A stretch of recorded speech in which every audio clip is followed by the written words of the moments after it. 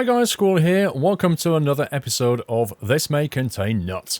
We're in sunny Bryansk. It's absolutely beautiful. Well, actually, no, it's not. It's pretty cold, actually. I'm just going to start the truck here because it is absolutely freezing outside. Yeah, we're in Bryansk. We're here. The weather is appalling, and I've got about an hour to go down the road and get the new trailer that we're going to be taking. Let me just show you the outside of the truck here. There it is. We're taking an Iveco. It's a Stralis 560 with an E6 engine.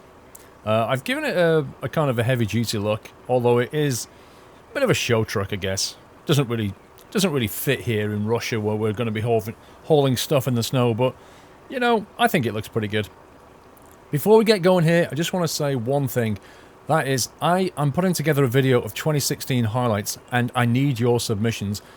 In the video description is a link, which is a Google form, so if you've got any video of mine in 2016, if there's any kind of clip that you think was, you know, funny, informative, useful, just made you smile, anything that you think should go in the best of 2016 video, can I please ask you to go to that form and send in a link to the video with a timestamp and why you like it, and put your name in there, and if we pick it, it'll end up in the video. Need your submissions, guys. Running out of time here. It's almost 2016's almost done. Almost Christmas, scarily enough. Hence why I've put the Christmas decorations up. Let's put the wipers on here. I'm running the Frosty mod. Put some lights on, otherwise I'll get a fine. I'm running the Frosty mod. I can't speak. The Frosty mod. And that's what's making it look all, well, frosty, in fact. The mod works to 126 now, so if you want it, it's in my mod spreadsheet.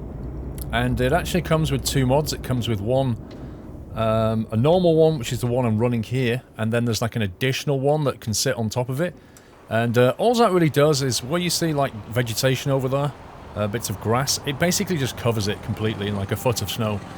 None of them will cover the road in snow. They'll always cover it in a kind of a frost, which is something I prefer anyway. There used to be, back in the day, I don't know if you remember or not, there used to be snow mods that you could get that would mess about with the friction of the road, and honestly, they were hard work. Like they never really worked terribly well, in my opinion.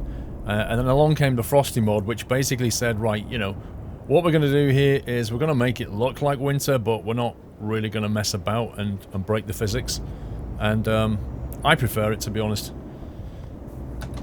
In a world where, you know, Euro Truck Sim had wonderful physics to road modelling, the likes of which maybe you get in something like spin tyres, then yeah, I would suggest that we can have a great time in that. We can have proper friction, proper snow, and then we can have tyres like winter tyres, chains, all kinds of cool stuff. But we're not really in that space yet, so for now I just like making it look like winter. Although you do have this weird side effect, is when you're outside it kind of looks like rain. In fact, it blatantly looks like rain, but when you get inside, it looks like snow, so... I guess the mods are not allowed to alter rain itself and make it look like snow, which is a bit of a shame. Okay, let's get down the road here. How far are we away? Okay, it's just out of town, so... hopefully I can get down there before the job expires. Right, yeah, this is an episode of TMCN, so thank you very much for all your submissions. We've had a load in. Let me just move over here. We've had a load of questions coming in, which is great. Some good ones, some funny ones, some weird ones. I've picked out a bunch that I'm going to talk about today. Some are very simple, short answer questions, and others are a little bit more involved. Crikey, where's the road? Where's the turn off? There it is. It's really hard to see, especially out the side window, because it accumulates snow on the side window there, but there's no way of wiping it off. It just kind of sits there. You would have thought that the heat from the cab would perhaps melt that snow. It's the same on the other side. I mean, look at those mirrors. When we come to reverse, like when I come to reverse the trailer and later, I just won't be able to see out that mirror. That's the only downside of this mod. I also feel like I'm sat a little bit far back, to be honest. I might actually move myself forward, unless that's a field of view thing, I don't know. Not driven the Iveco for a while, actually. It's one of those kind of... the Iveco's one of those kind of forgotten trucks, I think. They're not that popular, you know? You never see posters of them in bedroom walls, you know? It's not the kind of truck that people aspire to drive, but they're a bit of a workhorse, but they're also a bit of a plain Jane, I think. Nobody really aspires to want one, but they get the job done. So I thought, you know what? Let's just get in the... Oh man, let's get in the Iveco. Hopefully. Yeah, I can see the job over there. It's basically a tank, I think. There it is. Petrol. 26 tons of petrol to Smolensk. I need to work out if I've got Roslav there. Let's take the job. Let's go and get the job, and I'll work out the routing. And then we'll start picking out some questions for TMCN. I hope you're all getting ready for Christmas as you watch this video. Which, as I make this, is only a few days away. I've done most of my shopping now. I've bought most of my presents. All the cards have been sent off, all the rest of it. The wife went out and did the Christmas shop, you know, where you go and get insane amounts of food from the supermarket because, you know, you think you won't last otherwise until the shop's open the day after Christmas Day. You know how it is, I'm sure. It's the same in everybody's house. I tell you what, though, oh my god, if you go shopping, the roads are busy. The shops are busy, the roads are busy. I thought everybody was doing it online. It doesn't look to me like everybody's online, because every time I walk in a shop, I can't... There's like, you know, 20-meter queues for everything. Right. Quickly, we shall bring up the map. And see with our route here, left and right, back through Bryansk, all the way to Roslav. That's fine. There's nothing to discover here. We could take a reroute, but I'll be honest with you. Another downside of the Frosty mod is it does tend to make you drive a bit slower, and as a result, you'll find it difficult to get your job delivered on time. So you can expect. You can expect a Nokia phone call to go off as a logistics manager says, "Where the heck are you?" Which is, of course, the Sound Fixes mod that replaces the cheesy music that plays whenever you're probably going to be late delivering. Anyway, let's get on with TMCN. First question is from Matthew Gorman. Matthew says, do you think that with Dovetail's upcoming flight simulator will replace P3D or X-Plane? And if not, why not? It's a funny thing, that one, Matthew. I seem to remember I seem to remember last year at the Flight Sim show in RAF Cosford, I seem to remember Dovetail being there, representing, and they were also showing off the flight school at, let's think about this, they were showing off flight school at that show, yes they were, and I seem to remember, unless my memory is evading me, I seem to remember the original plan was for Flight Sim, the new Flight Sim simulator to come out from Dovetail in 2016, was it not? I thought that was the original plan back in 2015, that they would release in 2016. Maybe I've got that wrong, I don't know, maybe you guys remember better than me, but... Anyway, 2016, as far as I can tell, Dovetail Games went completely radio silent on the flight simulator, to the point where they didn't even show up at any flight sim shows either, which is very suspicious. Like, something clearly went down, and they just went, yeah, we'll just go quiet on this one for now and hope nobody notices the fact we're not releasing anything. Now, I have no idea what happened, but maybe the Flight Sim School release had something to do with it, because that didn't go out terribly well. That didn't go down terribly well. And apparently the engine in that was the same engine that was going to be used in the Flight Sim. So maybe they sort of took away feedback and went, you know what? We're not going to be releasing a new flight simulator looking like that because it's going to get panned. I don't know. It's speculation. The bottom line is that right now, Matthew, I can't make that decision. I can't make that call. I don't know if it's going to replace P3 or X-Plane.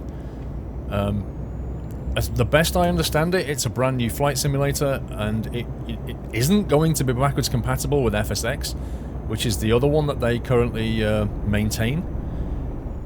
which means it's a brand new thing. It's a brand new product. It's going to have to establish itself. It's going to have no add-ons. That is the biggest killer to any flight simulator, is the fact that it starts out with no third-party add-ons, you know? Nothing commercial grade. X-Plane and P3D, I mean, X-Plane 11 is about to release, and it's looking pretty strong, and even that doesn't have the kind of the amount of professional flight, the professional aircraft that you can get for P3D, which is what puts people off it. But it's getting there. But it's a long haul. It's on version 11. The product's been out, what, 10, 15 years? Something like that? It's been out a long time. I think X-Plane 11 is going to do pretty well in 2017, personally. And rumour has it P3D is working, well, Lockheed Martin are working on a 64-bit for P3D, so maybe they'll be bringing that out in 2017. They're both pretty very, very strong products. I think Dovetail is going to have not so much an uphill battle with its new flight simulator. I think it's gonna face, you know, the face of the North Eiger to try and make that work, and it's going to take years. So, in short answer, I don't think so. It's not going to shake the world. Let me put it that way. It's going to take a long time for it to establish itself.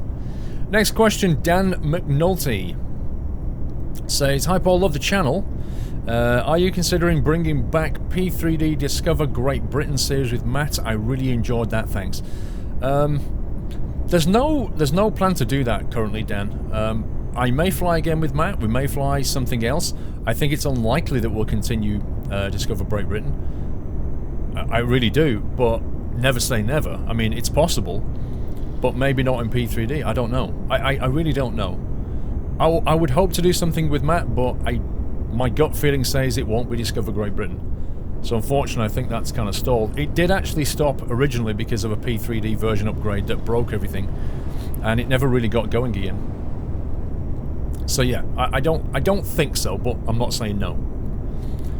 Next question from Fake View. What is your opinion on the DLC for Vive la France? Is it good? Is it bad? Is it worth the money, etc.? Fake View, I think the DLC is a high quality DLC. You know, SCS are not putting out rubbish there. They've put out a really good DLC. It adds a lot to your world. If you use Pro Mods, then you might want to hold off a little bit until Pro Mods is properly integrated with it. And then, you know, you're going to get a lot of France. As I said in my video, you're going to get a lot of cities in France if you've got Vive la France plus Pro Mods. Is it worth the money? That is always a question for you, not I. I really can't answer that on your behalf. That's the call you have to make. You know, I can show you the product, either in videos or streams, and then you can decide whether it's worth your hard-earned cash or not. And let's not forget, you know, we all operate in a free market, so if something, in your opinion, is not worth the money being asked for it, then don't buy it. Don't buy it. It's that simple. Force the price down by not buying it, and if you think it is worth it, then buy it. And that will inevitably make the developer think, maybe we can get more for this. That's how a market works. So vote with your feet. You know, don't ask me to say if it's worth the money or not. I can give you my opinion about whether it's worth the money, but my opinion is different. So decide for yourself is what I would say, based on what you see. Okay, that is an unexpected gear ratio leap there. Let's stick in that gear. Right, next question is from, I think, Jtbtroon. Let me get around this corner here. I think we're coming up to a short turn. So let's activate the retarder. This is going a little bit too quick. There we go. Right, Jtbtroon, when and why did you decide to change your YouTube Twitch channel to PG? As I remember watching your Battlefield videos back in the day. P.S. I personally prefer it PG. Sorry, Jtbtroon, not Jtbtroon. Jtbtroon. That's an interesting question, JTB. Which is, funnily enough, why I picked it. I'll be honest with you. I mean, back in the day, if you go back to my early videos, then like the Battlefield ones, then yes, you're going to hear some swearing, particularly the DayZ ones. DayZ is quite a stressful game, if you like, in some respects, because it's on the line. You've got one life, and if you die, you're back on the beach. It's, you know, and you can be frustrations with it. I don't really know... Oh man, these Russian roads. I don't really know exactly why or when I decided to go PG on it. PG was a phrase that I came later. I remember making a conscious effort to... I think it was when I started making Eurotruck videos. I started doing solo recorded videos rather than playing with other people. Back in Battlefield and DayZ videos, I was always playing with other people. And you know, they were swearing, I was swearing, we're all swearing, not like troopers, but you know, not a million miles away. And if you play with other people, you can't necessarily control their language. Well, you can't really. So when I started recording my own stuff, I kind of made this conscious decision to, you know what, I'm just going to clean things up here. Like, let's not get on the fence about this. We all know, we all learn from a very young age how to swear. Like, it's an inevitable part of life. But that doesn't mean to say that you have to use the language. You know, you get to decide if and when you want to swear. That's a simple fact. And when you're a content creator like me, and in particular, I suppose, when you're a father like I am, you become more aware of what your kids, if you like, should be watching, or rather what you would like them to watch, which is not always something under your control, particularly as they get older. Yes, they're going to come across other swearing and stuff, but some people are put off by it. You know, I myself if I watch content, like, I don't mind the occasional swearing. It kind of passes by me, you know, if it's appropriate, if you like. But what I don't like is switching on to any kind of video or stream, and it's almost used like vocabulary. It's almost used like punctuation. You know, it's just every few words is swearing, or every sentence has a swear word. I don't like that. It's unnecessary. It's bad English. And it doesn't promote the right thing, in my opinion. So at some point I decided, you know what, I'm just going to reduce my swearing, and in the end I thought, you know what, I'm just going to get rid of it. I'm just going to make content that doesn't contain swearing in it. And as a result, I started to find that a lot of people appreciated that.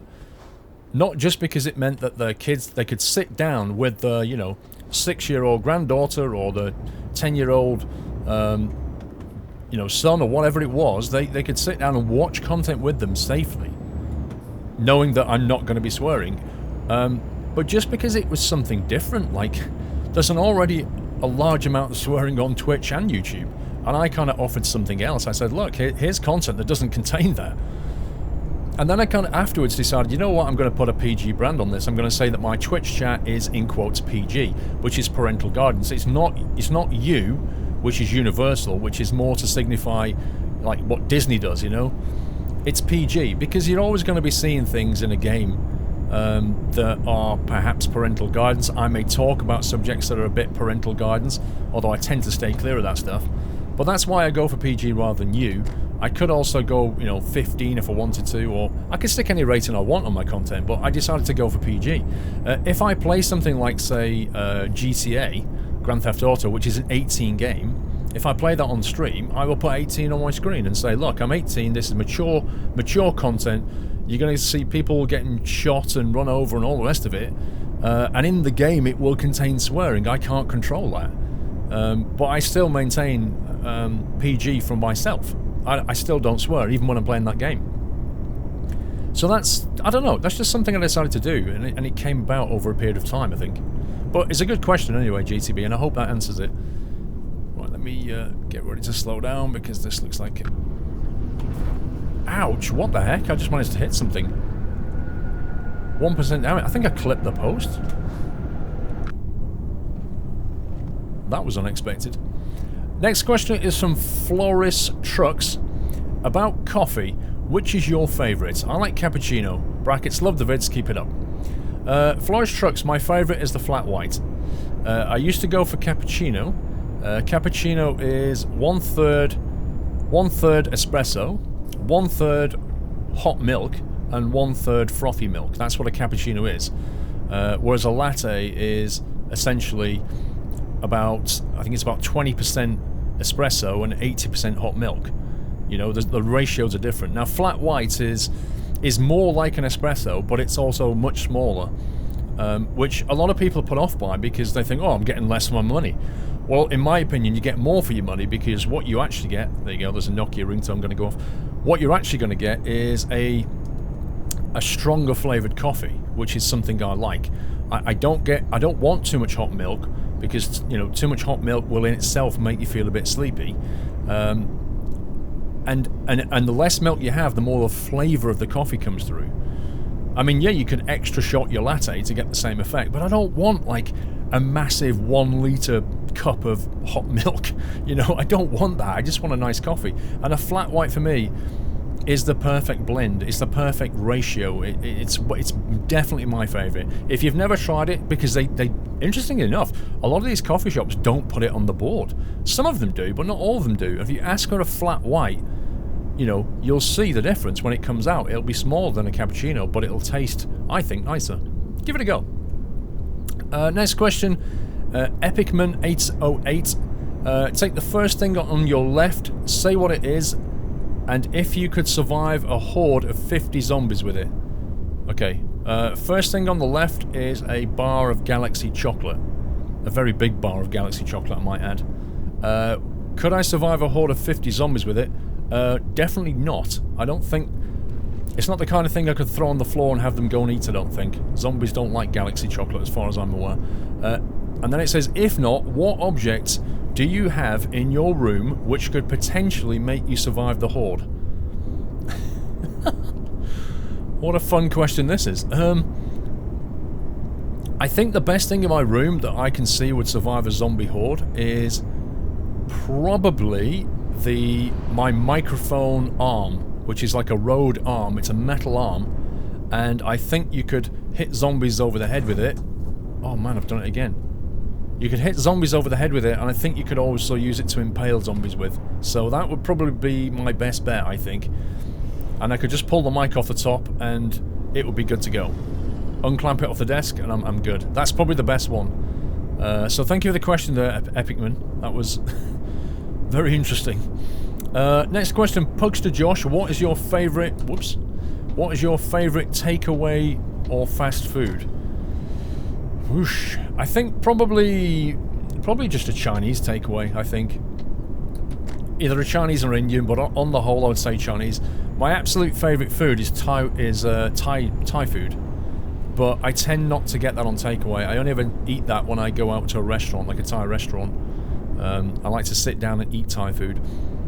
I've never really taken it away. Actually, I have. And the curry takeaway works quite well, so... But my favourite, and the one I most go to, I guess, would be Chinese. Next question from Tom. Will you ever do a meet and greet? Tom, I do meet and greets quite a lot, mate, but they don't get mentioned in videos that much. The best time to meet me is at one of the Insomnia events because I go to them 3 times a year. Insomnia is an event that's in the NEC. They have one in the spring, one in the summer, and one in the winter. We just had one a few weeks ago. It was called I-59. The next one is Insomnia I-60. And that's going to be in, I think it's in March, April, I can't remember. That'll be the next one.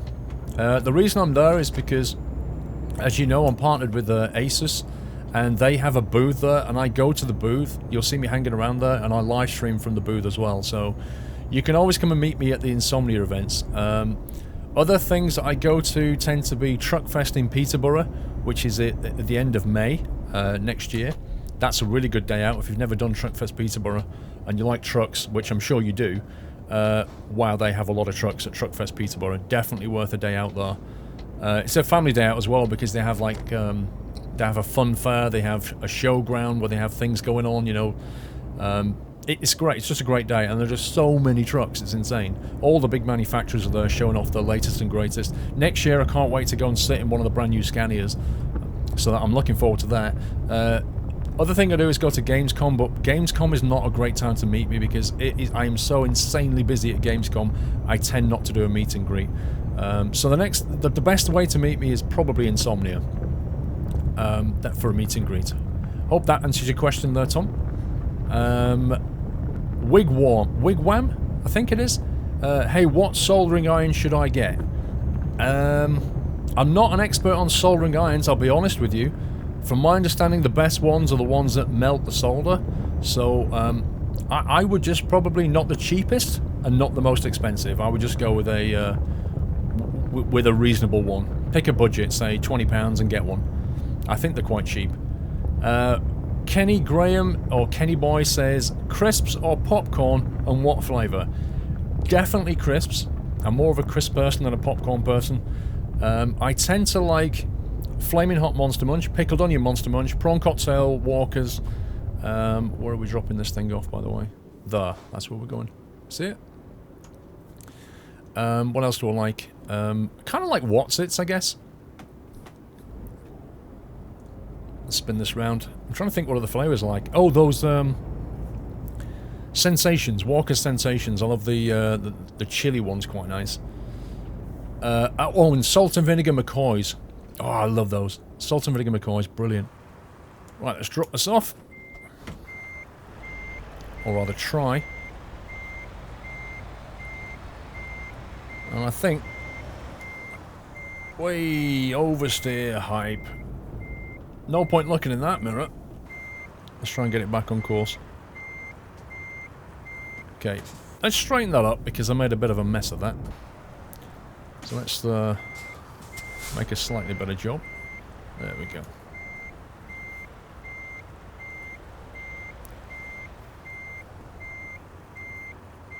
Come on, there we are. Parking brake, neutral, release.